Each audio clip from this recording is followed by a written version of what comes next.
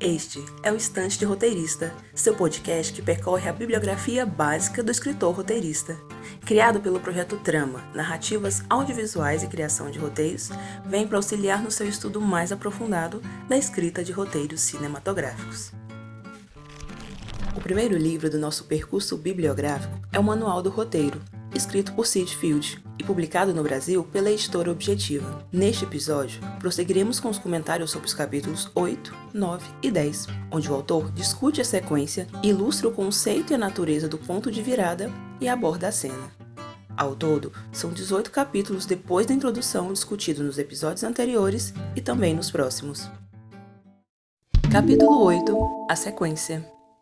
Sid Field abre este capítulo com a definição de sinergia, que seria o estudo dos sistemas, o comportamento dos sistemas como um todo, independente de suas partes funcionais.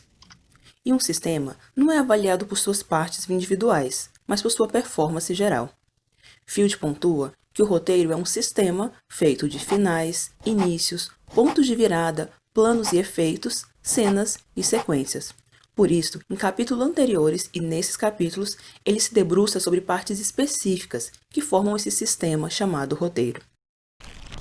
Sid Field escreve que a sequência é o elemento mais importante do roteiro, a espinha dorsal, que mantém tudo unificado, o esqueleto do roteiro porque segura tudo no lugar. Ao longo do capítulo, ele nos apresenta a definição de sequência. Em suas palavras, a sequência é uma série de cenas conectadas por uma única ideia, com início, meio e fim definidos. O autor traz como exemplo uma sequência de casamento, funeral, perseguição, assalto a banco, entre outros, ou seja, cenas conectadas por uma ideia. Para a construção da sequência, ele retoma a ideia de contexto e conteúdo, apresentada em capítulos anteriores. Primeiro, estabelecemos o contexto de uma sequência, e depois construímos o conteúdo, os detalhes específicos, ressaltando que, segundo o autor, não há um número específico de sequências em um roteiro. Sid Field, ao longo dos seus capítulos, utiliza certas frases como um refrão.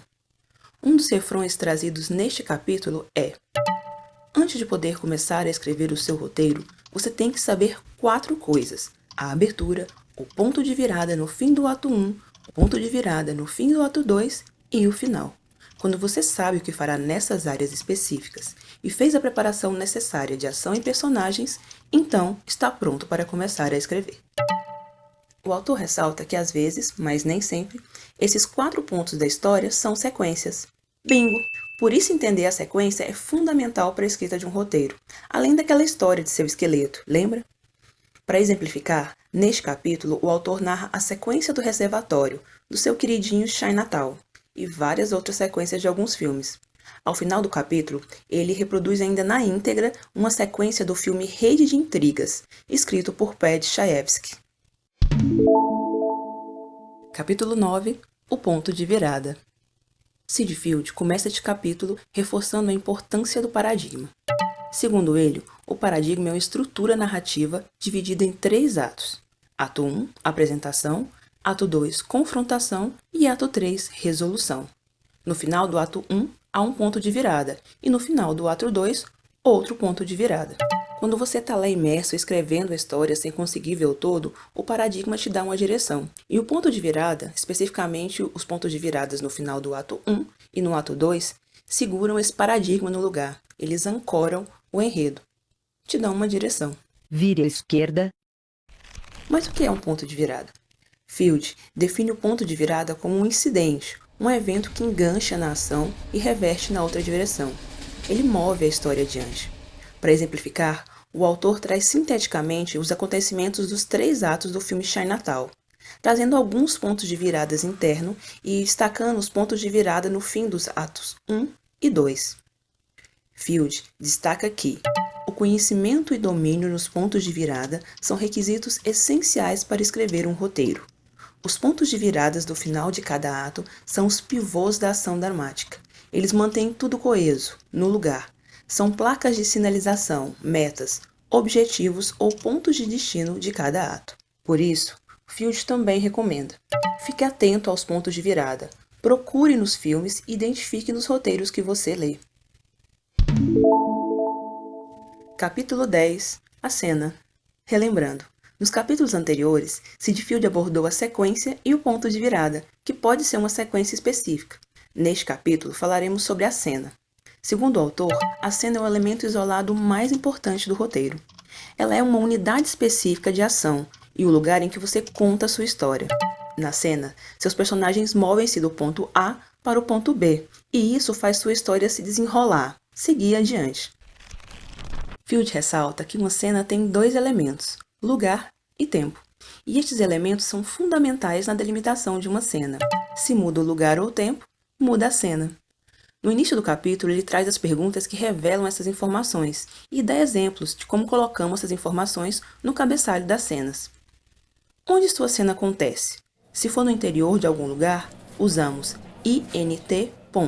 Se for no exterior, usamos EXT. Em qual local? No escritório, no carro, na praia, nas montanhas. A que horas? Indicamos no roteiro dia ou noite. Apesar dessas indicações, é no capítulo 13 que o autor vai abordar mais detalhadamente a formatação do roteiro. Ele ressalta ainda que não há um tamanho para cenas, que nós devemos confiar na história. Porém, ele chama atenção para dois tipos de cena.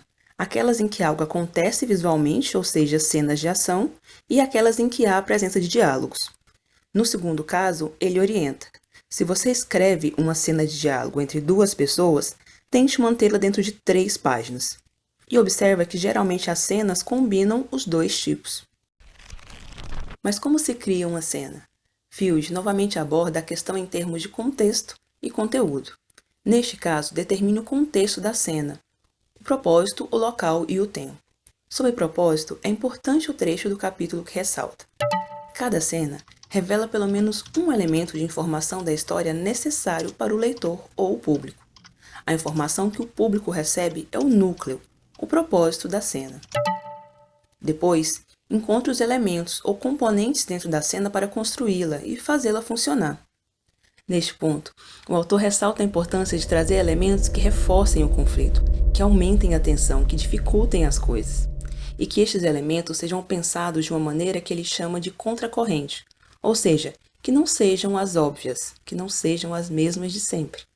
Sobre a cena, Field observa ainda que apesar dela possuir início, meio e fim, raramente uma cena é retratada por inteiro. Geralmente ela é um fragmento de um todo. Ainda neste capítulo, acompanhamos o exercício do autor de construir conosco uma cena hipotética. Ele aborda exemplos de alguns filmes e, ao final, traz a transcrição de uma interessante cena do filme Expresso de Chicago, escrito por Colin Higgins. É isso, pessoal! Você quer saber mais ou conhecer os trechos dos roteiros citados pelo autor? Vai lá ler! Eu acho que eu acabei ficando com vontade de ver Chinatown. E vocês? Mas se não quiser spoilers, veja o filme antes. No episódio seguinte, nós vamos comentar os capítulos 11, 12 e 13, que abordam a junção de tudo isso que conversamos até aqui para o trabalho prático da construção de um roteiro e da sua formatação. Eu protesto. No capítulo 10, ao dizer que a cena sempre leva o filme adiante, mesmo que seja um flashback, o autor comenta um pouco sobre esse recurso. Ele argumenta que o flashback é uma técnica ultrapassada, um recurso fácil para o escritor novato e que envelhece o material, e que ele só poderia ser usado se você for realmente criativo. Mas o que é ser realmente criativo? É claro que é interessante que tentemos encontrar ações que revelem nossa história sem apelar diretamente para o flashback. Vamos fazer igual ao autor e criar um exemplo. É de manhã e nossa personagem entra no banheiro. Ela olha no espelho e seus olhos estão vermelhos. Queremos retomar o motivo de sua aparência e ânimo esta manhã. Uma separação amorosa. Ao invés de recorrermos a um flashback do que aconteceu, podemos fazê-la entrar no banheiro, olhar no espelho e, ao pegar sua escova de dente, encontrar outra escova junto a dela. O que ela faz com essa escova pode nos dar indício do que aconteceu e de como a personagem está. Ela pode jogar a escova fora, de modo indiferente ou com raiva, pode quebrar, pode jogar no vaso, várias nuances. Outros livros e textos também desaconselham o uso do flashback, porém eu não entendo como ultrapassado. Ele continua sendo muito usado, bem ou mal, em diversos locais. Acho que podemos procurar os bons exemplos e aprender com eles. A minha implicância com ser realmente criativo é que essa ideia vai para o caminho da genialidade, algo que você tem ou não, ao invés do caminho do exercício, da prática da escrita. Se você já leu esse livro, levou alguma lição especial ou algo ofendeu seu processo criativo, manda pra gente. Seu comentário pode fazer parte deste podcast. Nos vemos nos próximos capítulos. Literalmente. Este programa é uma parceria entre o projeto de extensão Trama, Narrativas Audiovisuais e Criação de Roteiros e a Rádio EG Educativa.